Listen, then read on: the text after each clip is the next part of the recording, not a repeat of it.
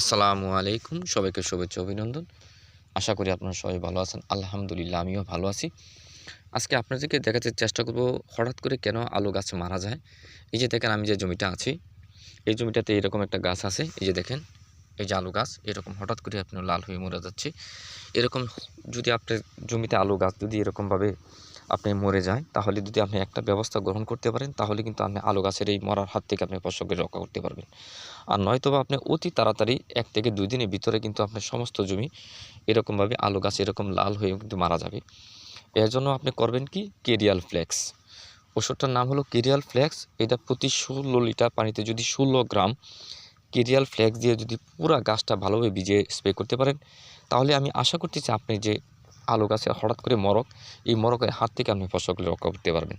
তবে একটা কথা বলে নিই, এটা কিন্তু প্রতি ১ সপ্তাহ পর অবশ্যই আপনি স্প্রে করা লাগবে।